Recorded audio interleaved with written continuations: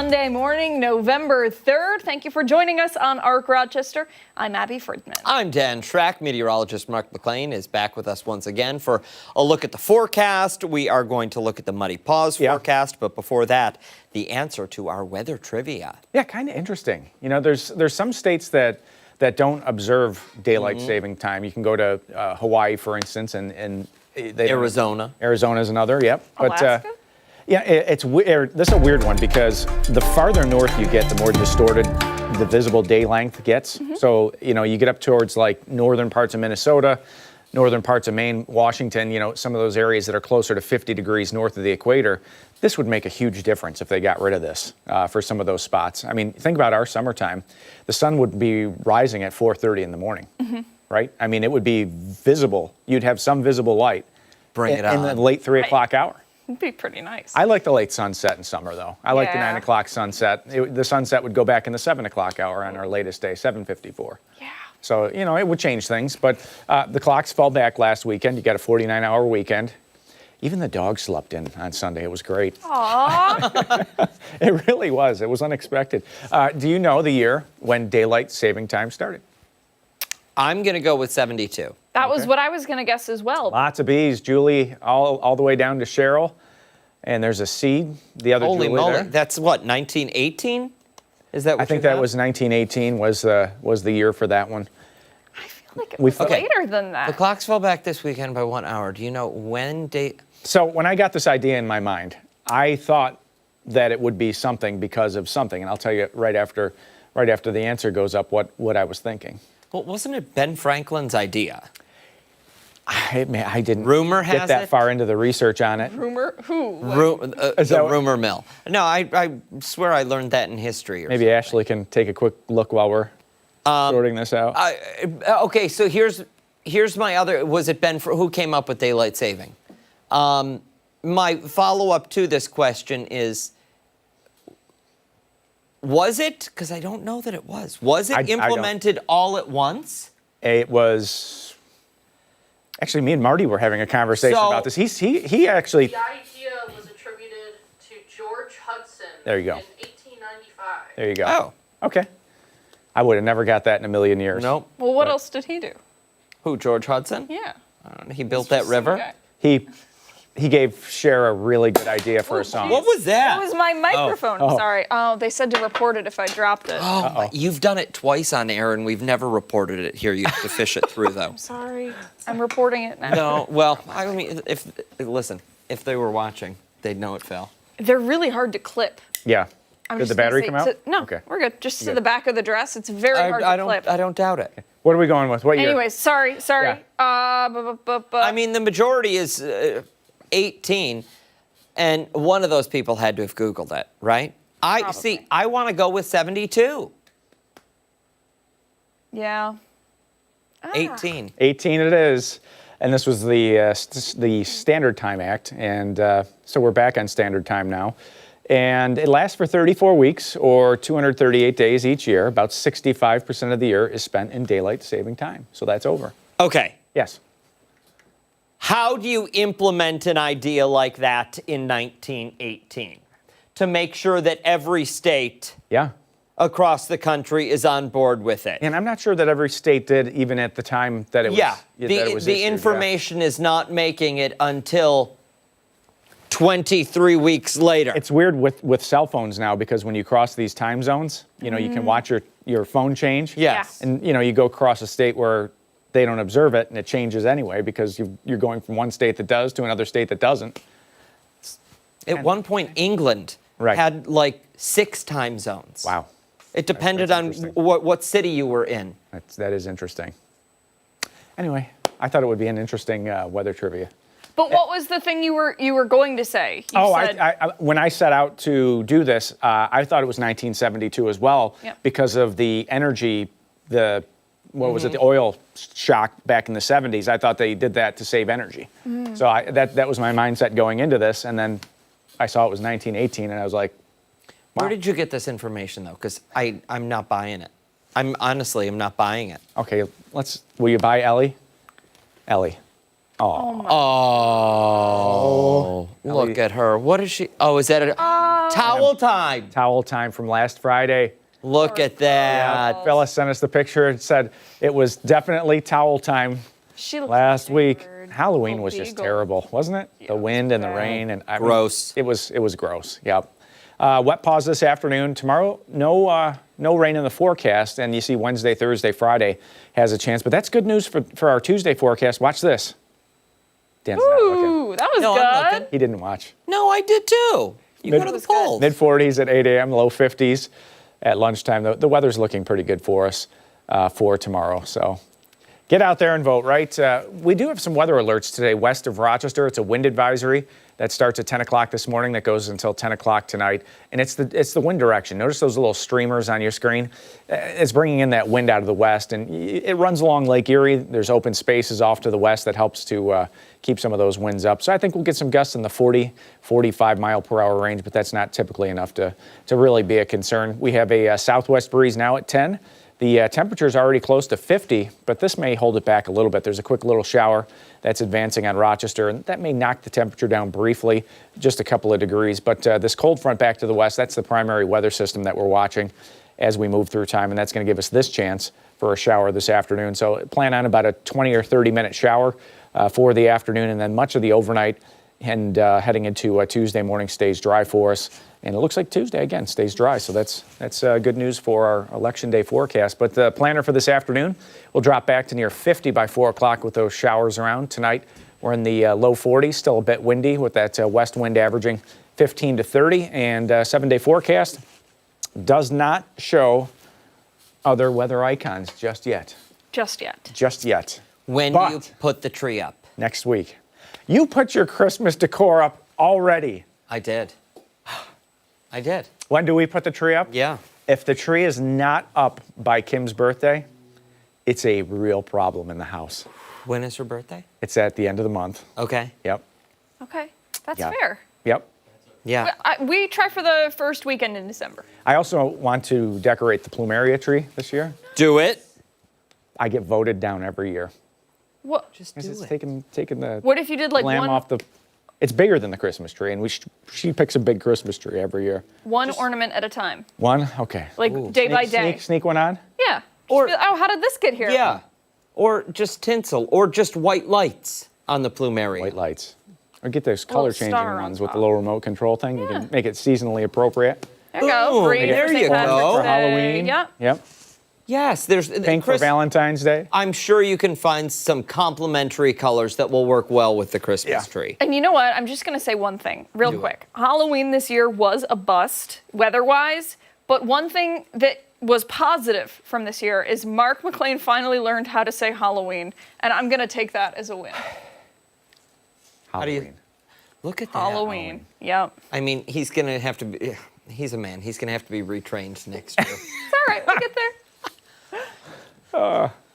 Oh, it's mine. Hey, much more to get to this morning on Arc Rochester, including when we come back, we're looking ahead to the return of a very special fundraising event. I could have helped you out. I'm That's okay. sorry. My first day back. And don't forget, you can take us on the go wherever you are. Arc Rochester is streaming live right now on the 13WAM YouTube channel and foxrochester.com. Don't go anywhere.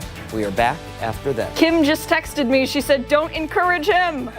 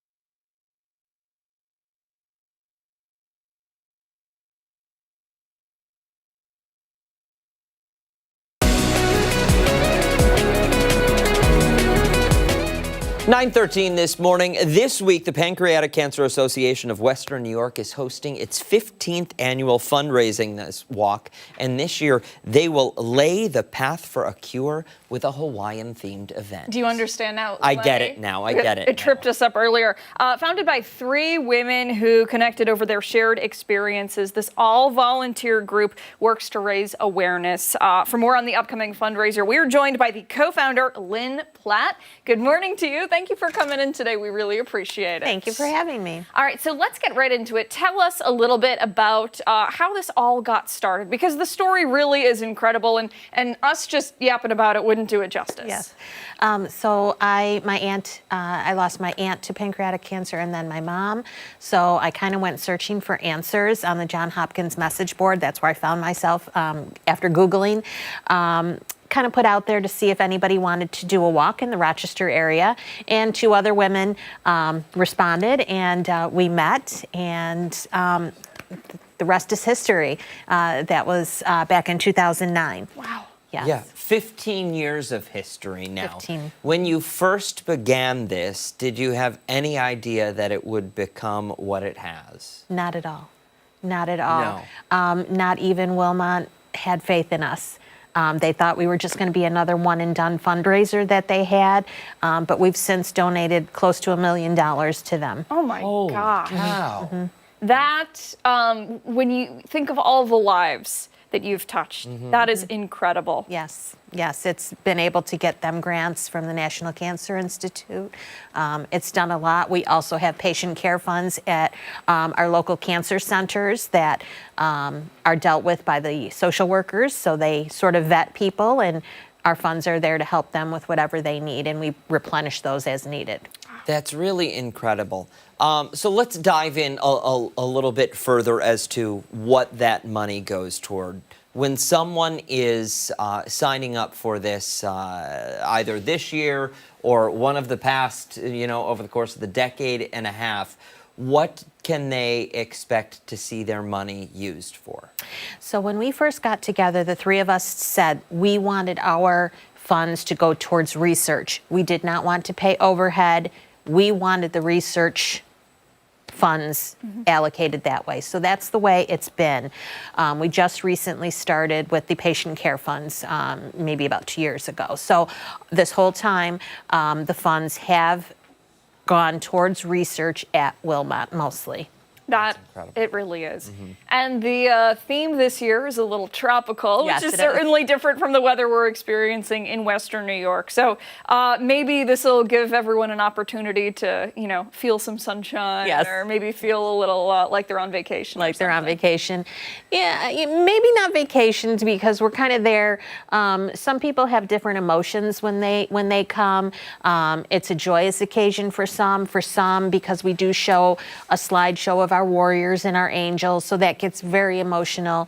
So we try our best to show them and then hop into the camaraderie and the safeness that we feel in a sea of people that have all suffered the same type of loss, or those warriors, we're trying to build them up to know that there's still hope, that, it's not like it used to be. Back when we started, survivors were 3 to 4%.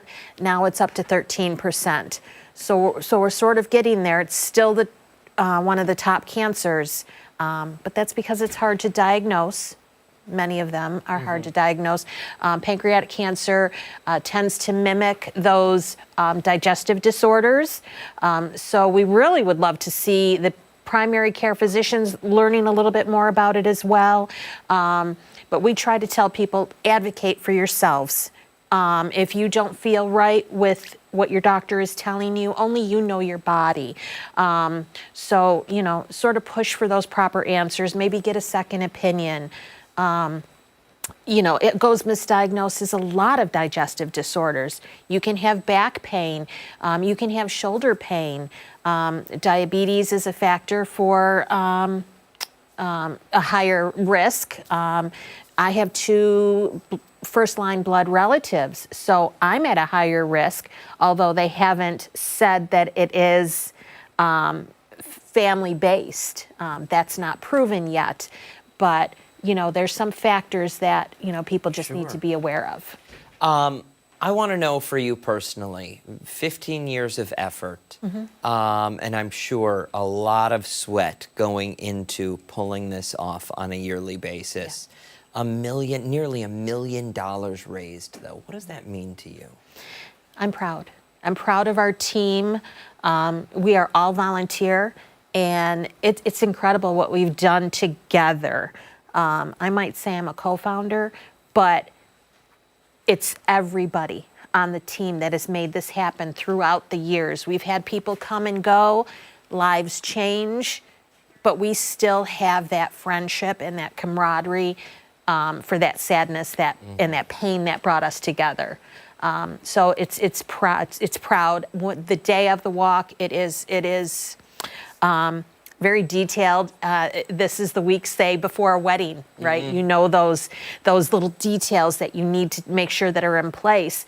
But when you're standing there observing everything and seeing how everybody, the whole team brought this together, it's just amazing. It's amazing. For somebody who wants to join in on the effort, how can they do that? They can reach out to us right on our webpage, pcawny.org.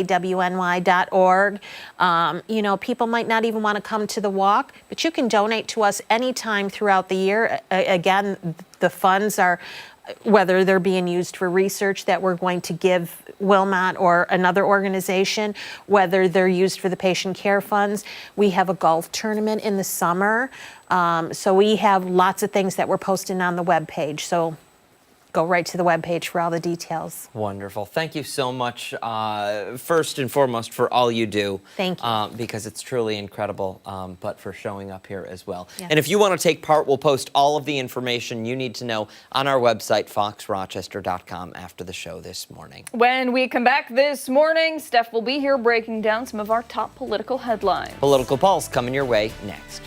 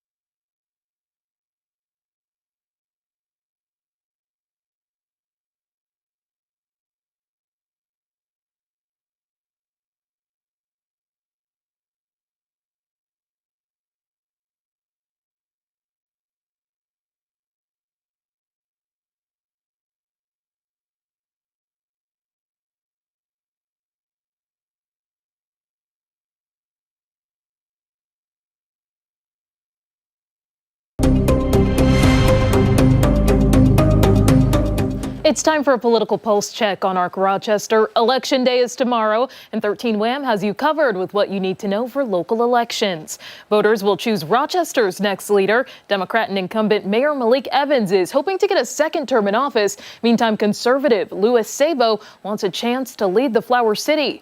Both were out on the campaign trail over the weekend, rallying voters. Arloelle Rose spoke to them during early voting. I'm your neighbor. That's number one. I live in this city. I understand what's going on in the city, and I'm always eager to learn more about what's going on in the city.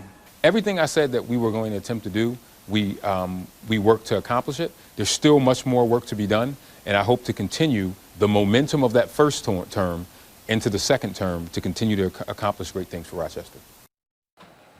Voters will also be electing new town supervisors, including in Irondequoit. Our Lowell Rose sat down with the Democrat John Perticone and Republican Anthony Costanza, each vying for a chance to replace current supervisor Andre Evans. Perticone is a current town board member with 17 years of experience. Costanza previously served as town assessor. He is facing charges of official misconduct and violating town code in that role, but he denies those allegations. Each candidate laying out their priorities for office as voters head to the polls.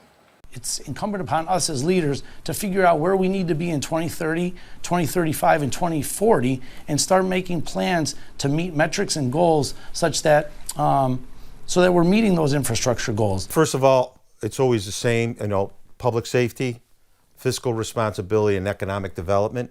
Like I'd start with public safety. I mean, I've been knocking on doors, and that's what people just want in general. We've always had a police department. They want to make sure that it'll continue, and they want to make sure we have safe neighborhoods for them, their family, and their kids.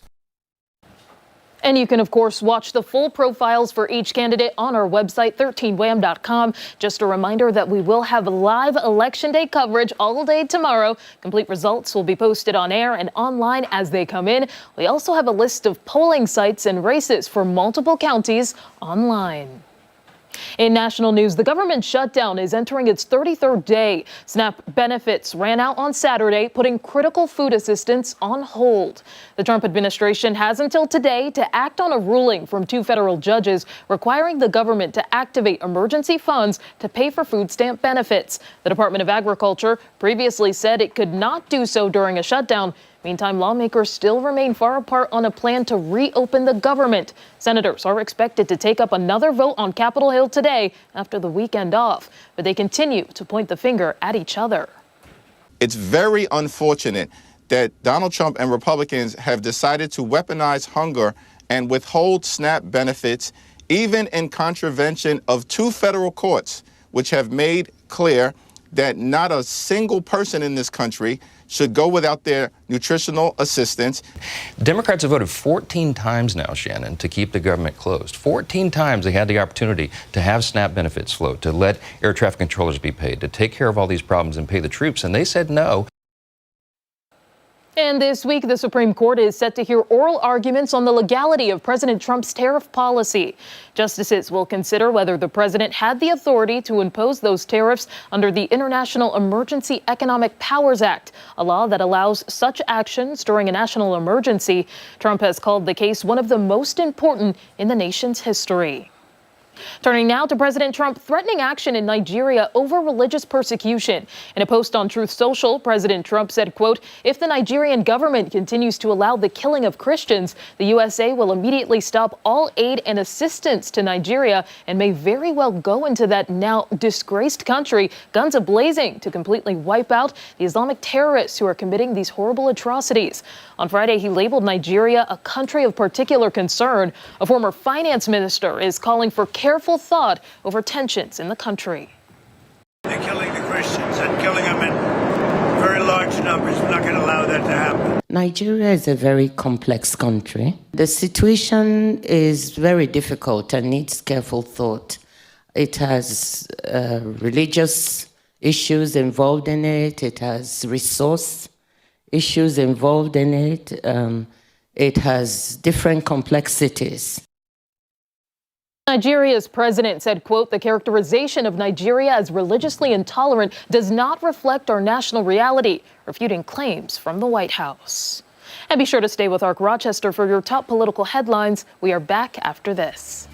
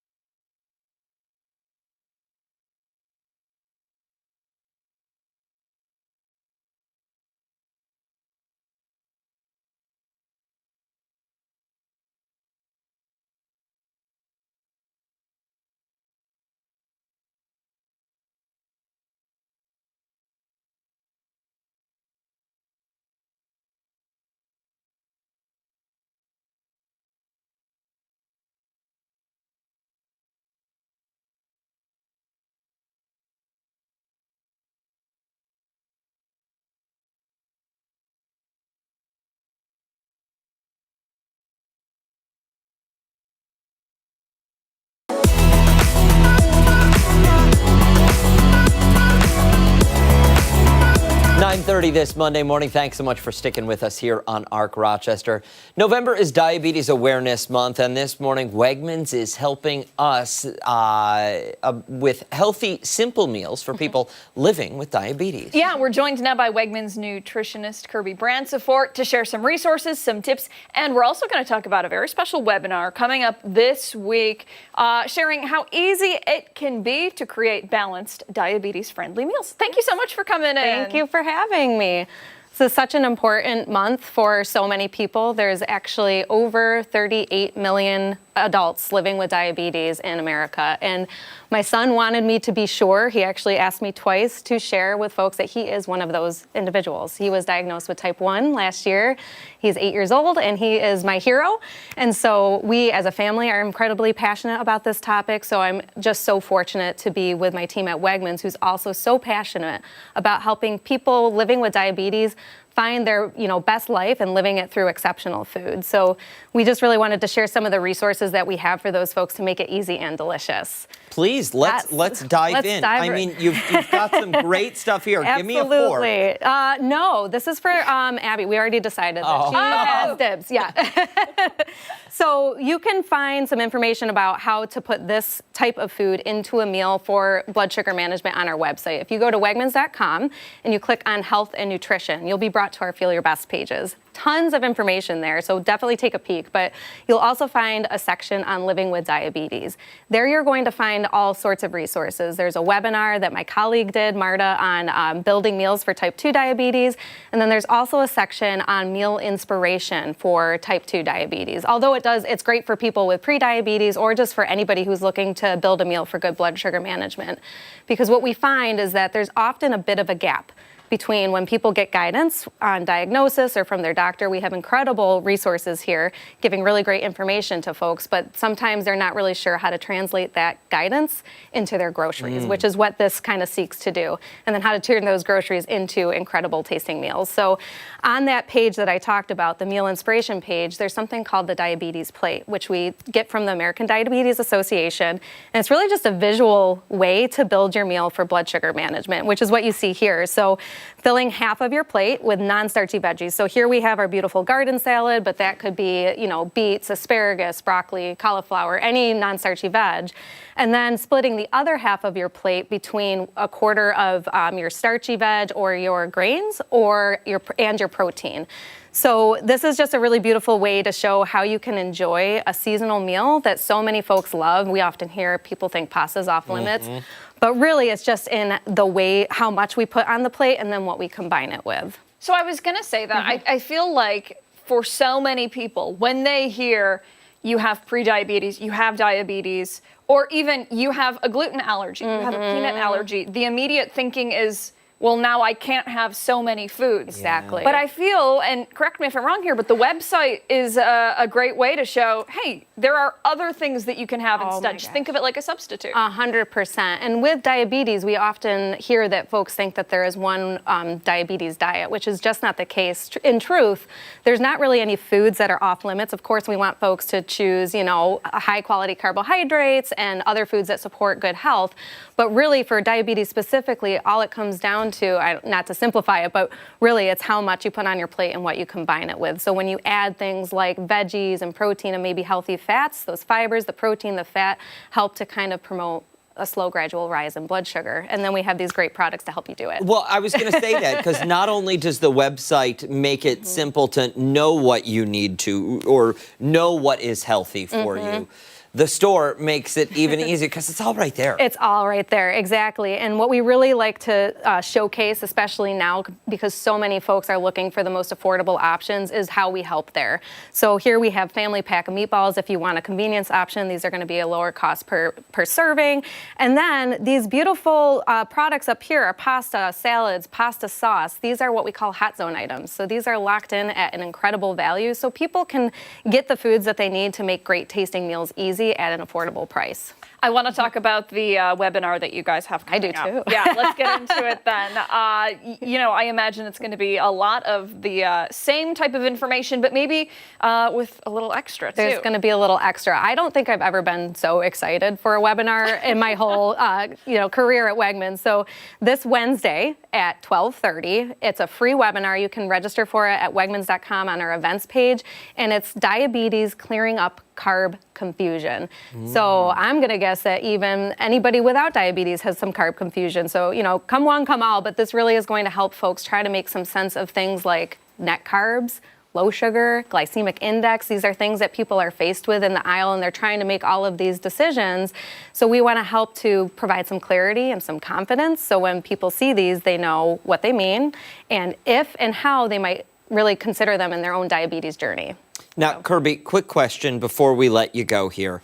Did this come from Wegmans, or did it actually come from your fridge in your home this morning? No comment. But I did purchase it at Wegmans. I mean, was this dinner last night? Because it looks terrific what you do with it. So this is actually one of our ready to cook or ready to heat meals or ready to eat meals. Wow. So yeah, so we like those for the magic of TV to show how beautiful this can still look in the morning. And I know you are just waiting to dig in. So yes. it is. No. It's a beautiful. Yeah. So no, I did not have that for dinner last night. But if you don't get to it first, I might take it. Hey, it's all yours, my friend. Like I said, it's 9:30. I've already had my lunch for the day, and I'm planning dinner for when I get home. You're gonna have to fight Dan, I think. Yeah. Thank you so much. Thank We you for really having appreciate me. it. One more time, that free webinar, 12:30 when? On Wednesday the 5th. Yes. Perfect. Very good. So, great. Thank you for coming in. We Thanks for having appreciate me. it. Thank Time you. right now, 9:37. Much more to get to this morning on Arc Rochester. When we come back, we're looking ahead to some upcoming shows celebrating a beloved musician. We certainly are. And don't forget, you can take us on the go wherever you are.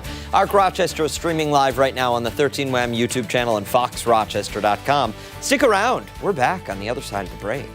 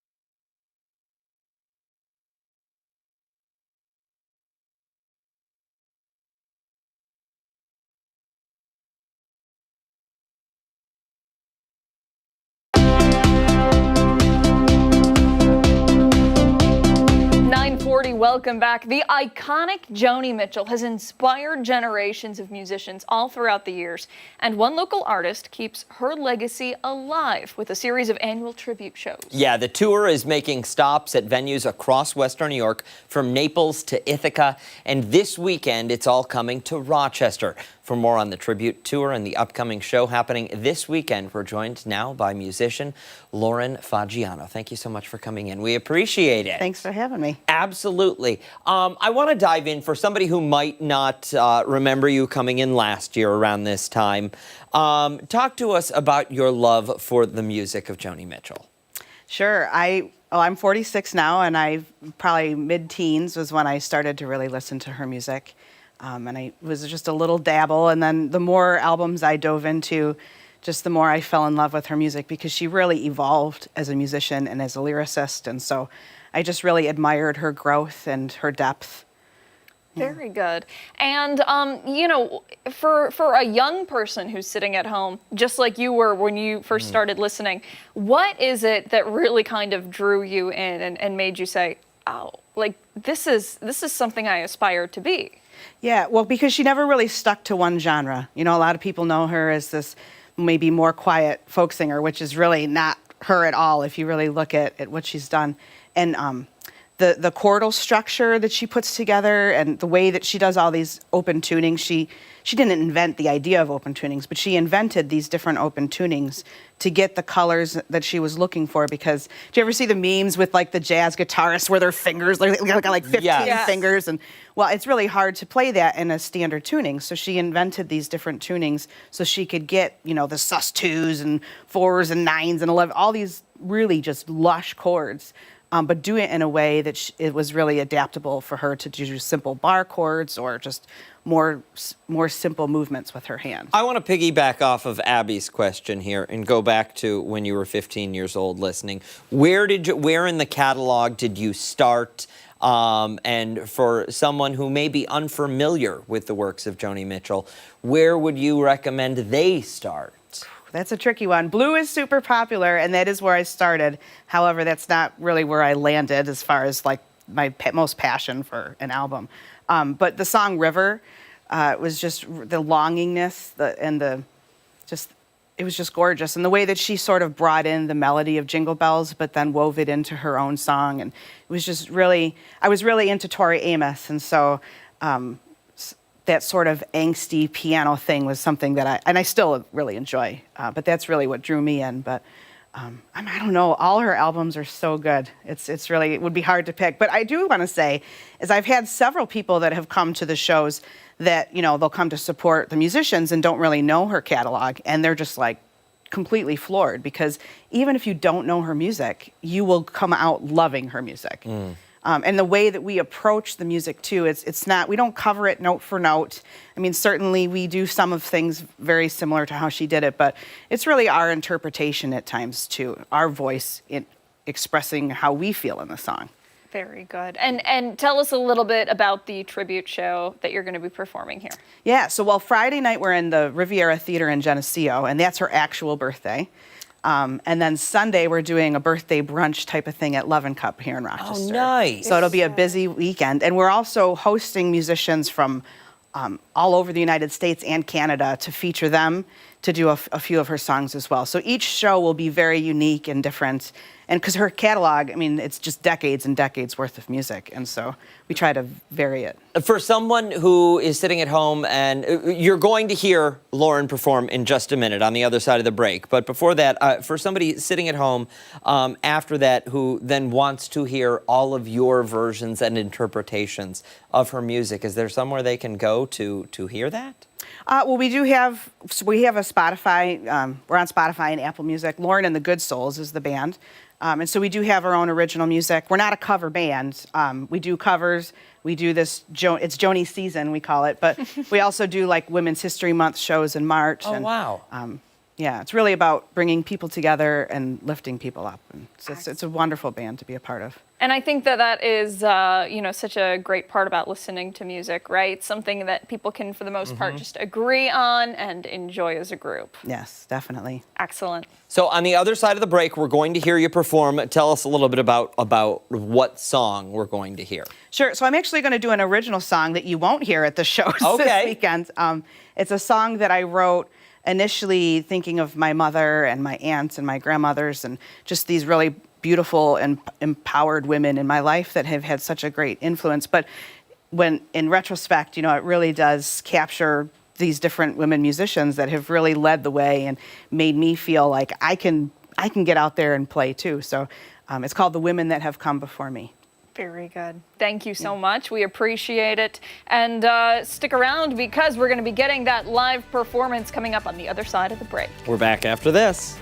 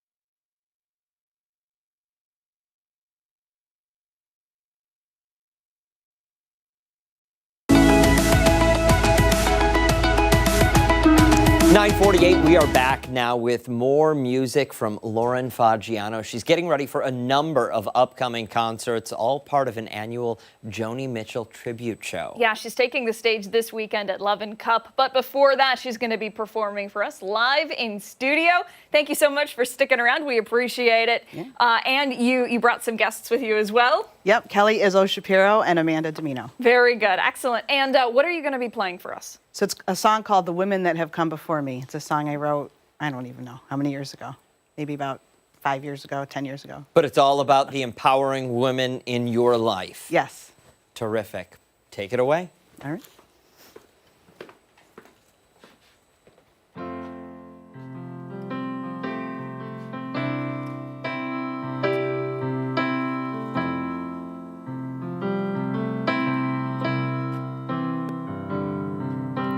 Strength, wisdom, and beauty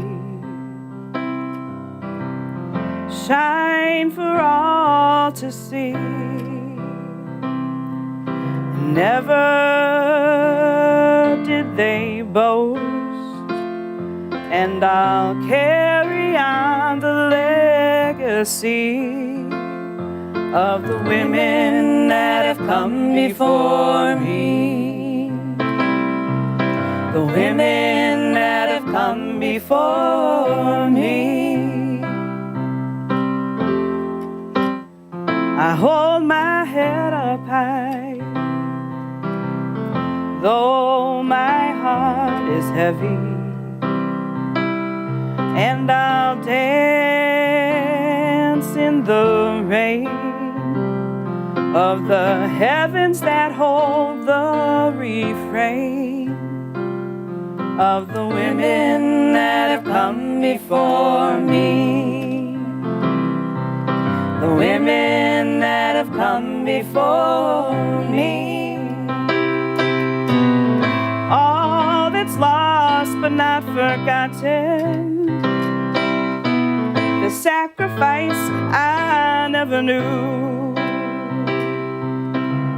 So many questions left unasked. So I look in the mirror and unmask the women that have come before me. The women that have come before me. The women that have come before me. The women that have come before me.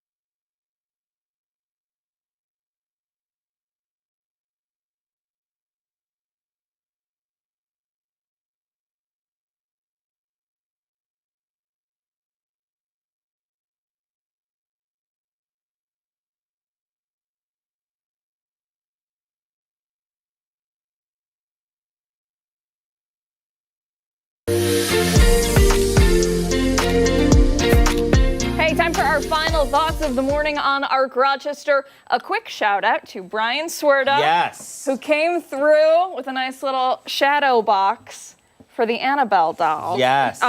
You know, hopefully she's just able to stay in the case now and nobody will touch her when I'm on vacation. Well, listen, we have to point out that he said you might want to put a pin in her to hold her in place. Yeah. And Abby whipped her head around faster than I've ever seen and said, you can put a pin in her. Like, I'm not, no one's doing that. And then Mark goes, or you could just chop the legs off. It's like you've never seen the movies. Yeah. Come on now, she's Yeah. upside down. I gotta fix it. We have a very special guest here this morning. Back from 3 months. Is it 3? Yeah. 3 months of maternity leave. Yeah. Danielle, our HR manager. We are glad to have you back. We have, actually, I'm just going to grab it. Hold on. I've got a pile of complaints that we're just going to, if you can file those right away. I was going to say, he was going to be first in line. I appreciate it. First in line to be called in and sat down and reprimanded. Believe it or not, all of those complaints are just about Dan. Yeah, those He are wrote ones about people want filed against me. Sounds about right. So I think we've got some photos. Tell us about Daisy. Okay, so this is my beautiful baby Daisy. She was born on August 1st, so she just turned 3 months old already. It's crazy. It goes by in a blink. And I have missed you all, but she is just such a delight. She's such a happy, sweet girl. So it's been amazing getting to spend that time with her. She is beautiful. Thank you my gosh. so much. And has Daisy's siblings, have they adjusted pretty well to having Oh her in the yeah, they're house? obsessed with her. She has the best big brother and sister in That's the world. amazing. So it's amazing that she has that. And yeah, I think they're all going to come in and visit next week. So maybe, nice. yeah, you know, maybe we can see them. Are mom and dad getting any sleep? Occasionally. Occasionally? Occasionally. Yeah. She looks like a very happy baby, though. Yeah, you she know? is. She's a very happy girl. Not a lot of crying. She's happy. She just started laughing. It's the cutest thing in the Oh my world. gosh. So, yes. She looks perfect. She looks like a baby doll, honestly. Just from the pictures, like she is picture perfect. Thank you. She really is. She got those little round cheeks. So. Well, and you've got 2 more at home. What are their ages? Forgive me. 7 and 9. 7 and 9. That time, you know, I'm sure from birth to 7 and 9 years old, blink of an eye for you, right? Oh yeah. Yeah, it's a totally different perspective now having one after that amount of time has passed. So really soaking up all of the moments with the baby. Those sleepless nights go by so fast in the bigger scheme of things. So just enjoying all of the baby snuggles and happy moments with her. So it's good. Love that. Love that for you. And how's Dad? Is he very He's excited? good. You know, he's such a good dad, and you know, he shares time with me at night so that, you know, I don't have to do all of the heavy lifting. He's a keeper. So shout He's out. a keeper. Shout out to my husband, who's awesome. And yeah, he's great, and he's so sweet. He's so adorable with his daughters. You know, the father-daughter bond is so sweet. So yeah, it's great. Very Love good. that. Well, gosh, Danielle, we're so happy to have you back. And again, congratulations Thank on you. the new addition to your beautiful, beautiful family. Mhm. Cannot wait to you. meet her. I know she's still like precious and fragile and probably not ready to come to a scary place like the news station. But we do look forward to meeting her. She'll be here. She'll be running stuff before you know it. I don't doubt it. We need don't. producers, so absolutely. We'll give her a keyboard, and I'm sure Write she'll do fine. Absolutely, absolutely. Friday, I'm going to need 3 hours with you, okay? Hey, that does it for us here on ARC Rochester. Make sure to wake up with us again tomorrow morning starting at 4:57. We're on 13 WHAM ABC. That's it. Much more live local news later today for 13 WHAM News at midday. See you then. Bye.